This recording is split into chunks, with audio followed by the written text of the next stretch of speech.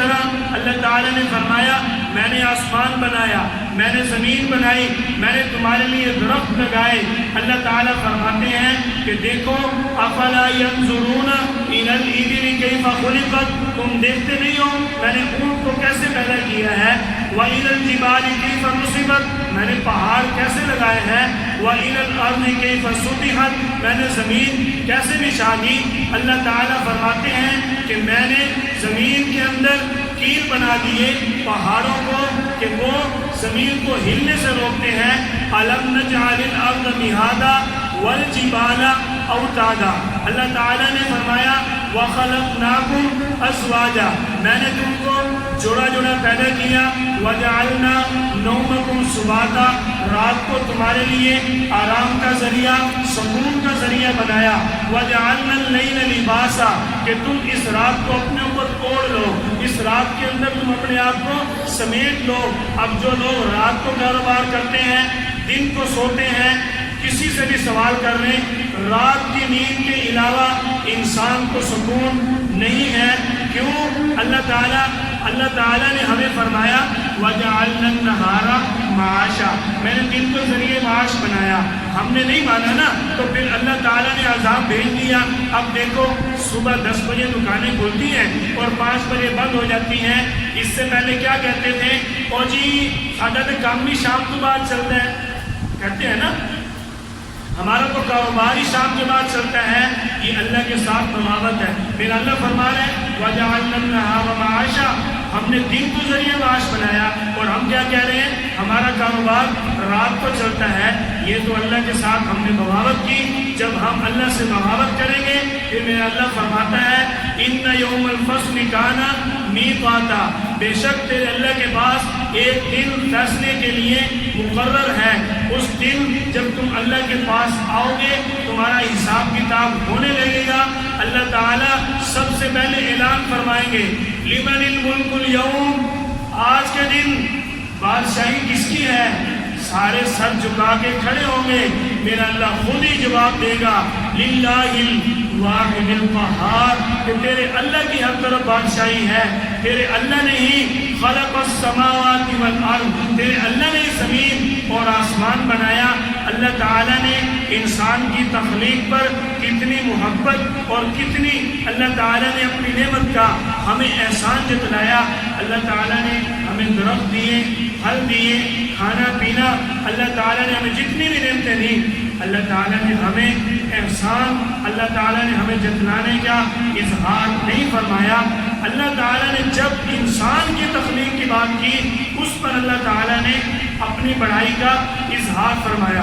اللہ تعالیٰ نے فرمایا ثم خلقنا النطفة علقة، میں نے انسان کو کس طرح پیدا کیا۔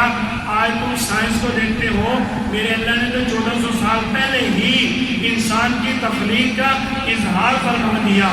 اللہ تعالیٰ نے فرمایا ثم خلقنا النطفة علقة، ہم نے انسان کو ایک نطفہ پہلے بنایا۔ وہ نطفہ کون سا تھا؟ خلق من ماء دافق، اچھل کر آنے والا نطفہ۔ کون سا نطفہ؟ انتہائی گندا پانی، غلیظ پانی۔ انسان اپنی تاریخ دیکھ، آج تو تکبر میں آتا ہے تو اپنی تاریخ بھول جاتا ہے۔ اللہ تعالیٰ نے یہ اظہار فرمایا کہ تجھے میں نے ایک گندے قطرے سے پیدا کیا۔ ایک شخص ایک گند والی جگہ سے گزر رہا تھا تو اس نے منہ چڑھایا، جب اس کو بدبو آئی تو اس روڑی نے، اس گند والی جگہ نے اس کو پکار کر پتہ کیا کہا، او بندے تو مجھے دیکھ کر آئینات چڑھا رہا ہے، میں جب تیرے پیٹ میں آیا تو پھر میرا یہ حال ہوا۔ اس سے پہلے تو لوگ مجھے پکڑتے بھی تھے، سونگتے بھی تھے، کھاتے بھی تھے، جب تیرے پیٹ میں نہ آیا میرا یہ حشر ہو گیا کہ لوگ اب مجھے دیکھنا گوارا نہیں کرتے۔ تو بدتر ہے یا میں بدتر ہوں؟ خود سوچ، فیصلہ کر کہ تیرے پیٹ نے میرا کیا حشر کر دیا۔ انسان اپنی تاریخ کو نہ بھولے، اپنی اوقات کو نہ بھولے۔ اللہ تعالیٰ نے فرمایا ہم نے انسان کو پہلے نطفہ بنایا، نطفہ کے بعد ہم نے انسان کو فخلقنا العلقہ، مٹی کا ٹکڑا بنایا، فخلقنا العلقہ مضغہ، ہم نے لوتھڑا بنا دیا، فخلقنا المضغۃ عظاما، لوتھڑے کے ساتھ ہڈیاں جوڑ دی، فَقَصَّوْنَ الْعِظَامَ لَحْمًا، ہم نے انسان کی ہڈیوں کے اوپر گوشت چڑھا دیا۔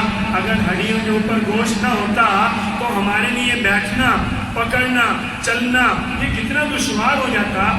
ہم یہ جتیاں پہن کر چلتے ہیں، ہم یہ برداشت نہیں کر سکتے تھے۔ یہ میرے اللہ نے انسان کی اتنی خوبصورت تخلیق فرما کر ساتھ اظہار بھی فرمایا کہ ثُمَّ أَنشَأْنَاهُ خَلْقًا آخر، تیرا اللہ جو ہے وہ اس طرح دوبارہ بھی پیدا کر سکتا ہے۔ فَتَبَارَكَ اللَّهُ أَحْسَنُ الْخَالِقِينَ، تیرا اللہ سب سے اچھا پیدا کرنے والا ہے۔ جب میرے اللہ نے اتنی چیزیں ہمارے سامنے واضح کر دی، اس کے باوجود بھی اگر انسان نہ سمجھا تو پھر دیکھو میدان معاشر کے اندر حساب کتاب شروع ہوگا۔ اللہ تعالیٰ انسان کو نامہ اعمال دیں گے۔ سورۃ بنی اسرائیل کے اندر اللہ تعالیٰ فرماتے ہیں اقرأ کتابک، اس کو اس کا کھاتا مل جائے گا۔ کفا بنفسک اليوم علیک حسیبا، آج کے دن کا یہ تیرا پورا حساب ہے جو تجھے مل چکا ہے۔ جب بندے کو حساب ملے گا فَأَمَّا مَنْ أُوتِيَ كِتَابَهُ بِيَمِينِهِ، جس کو دائیں ہاتھ کے اندر نامہ اعمال مل جائے گا وہ لوگوں کو دکھاتا ملے گا۔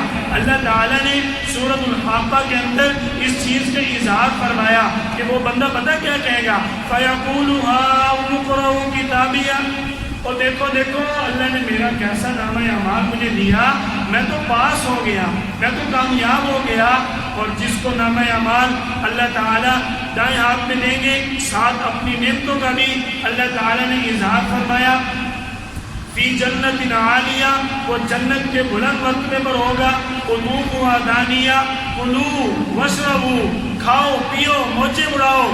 وہاں کیوں موجیں ہوں گی؟ جب نامہ اعمال دائیں ہاتھ میں ملے گا، جب اللہ کے حکموں کو پورا کیا ہوگا، جب آپ صلی اللہ علیہ وسلم کے ساتھ سچی محبت ہماری ثابت ہو جائیں گی۔ اگر سچی محبت ثابت ہوگی، اللہ تعالیٰ فرمائیں گے فرشتوں کو آ جاؤ، فرشتے آئیں گے، سلام قولا من رب الرحیم، تیرے رب کی طرف سے تم سب کے اوپر سلام ہے۔ اور جن کا نامہ اعمال الٹے ہاتھ میں ملے گا، اللہ تعالیٰ فرماتے ہیں سورۃ یاسین کے اندر وَامْتَازُوا الْيَوْمَ أَيُّهَا الْمُجْرِمُونَ، سائر پہ ہو جاؤ، ادھر کرو ان مجرموں کو، ان کو نیک لوگوں کے ساتھ نہ ملاؤ۔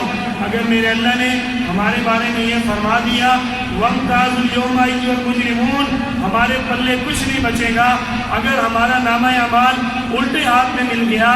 وَأَمَّا مَنْ أُوتِيَ كِتَابَهُ بِالشِّمَالِ، اگر الٹے ہاتھ میں نامہ اعمال ملا تو انسان کیا کہے گا، فَيَقُولُ يَا لَيْتَنِي لَمْ أُوتَ كِتَابِيَهْ، کاش میرا نامہ اعمال مجھے نہ ملتا۔ یا لیتنی كنت ترابا، کاش میں مٹی ہوتا۔ وَلَمْ أَدْرِ مَا حِسَابِيَهْ، میں جانتا ہی نہ میرا حساب کتاب کیا ہے۔ یہی باتیں انسان سوچ رہا ہوگا۔ اللہ تعالیٰ فرشتوں کو بھیج دیں گے، خُذُوهُ فَغُلُّوهُ، پکڑو ان کو ڈالو جہنم میں۔ یہ میرے ساتھ بغاوت کرتے تھے، آپ حضرات کے سامنے سارا خاکہ پیش کر دیا۔ اب بھی اگر ہم نے توبہ نہ کی تو پھر اللہ کا عذاب آ سکتا ہے، اللہ کی طرف سے پکڑ آ سکتی ہے۔ پہلے ہی ہم پریشانیوں کے اندر مبتلا ہیں۔ دیکھو آپ حضرات سے اپیل ہے، درخواست ہے، منت ہے، التماس ہے کہ اللہ تعالیٰ کے حکموں کو پورا کرو۔ آپ صلی اللہ علیہ وسلم والی تعلیمات کو گھر میں، کاروبار میں، بیوی بچوں میں، بچوں کی تعلیم میں، جگہ میں اگر ہم نے آپ صلی اللہ علیہ وسلم کے ساتھ محبت نہ کی، مارے ہم پہلے بھی کھا رہے ہیں اور مارے کھائیں گے۔ دشمن دن بدن ہمارے اوپر مسلط ہوتا جا رہا ہے۔ کیوں؟ ہمارے اندر صحابہ والے اعمال نہیں ہیں۔ صحابہ کرام کے دور میں دشمن کی جرت نہ ہوتی تھی کہ آپ صلی اللہ علیہ وسلم کی طرف میلی آنکھ دیکھ لیں، صحابہ کرام کی طرف میلی آنکھ دیکھ لیں۔ کیوں؟ ان کے دل کے اندر آپ صلی اللہ علیہ وسلم والے اعمال کی محبت تھی۔ کامیابی چاہتے ہو تو اللہ کے حکموں کو، آپ صلی اللہ علیہ وسلم کی تعلیمات کو اپناؤ، اپنے بچوں کو دین پڑھاؤ۔ دنیا کی تعلیم کچھ کام نہیں آنے والی۔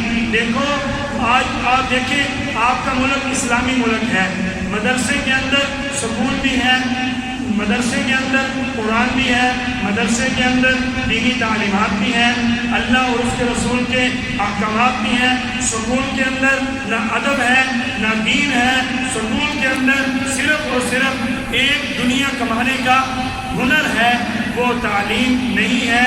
اگر وہ تعلیم ہو تو ہماری طرح فی سبیل اللہ بھی لوگوں کے لیے اس طرح ہر وقت تیار رہیں۔ کیوں؟ اگر سکول کا بندہ ڈاکٹر دیتا ہے تو وہ گورنمنٹ سے ڈاکٹری کی تنخواہ لے کر کام کرتا ہے۔ سکول کا طبقہ اگر اس لوگوں کو، پاکستانی قوم کو اگر پروفیسر دیتا ہے تو وہ پہلے تنخواہ لیتا ہے، پھر پروفیسر لیکچر دیتا ہے۔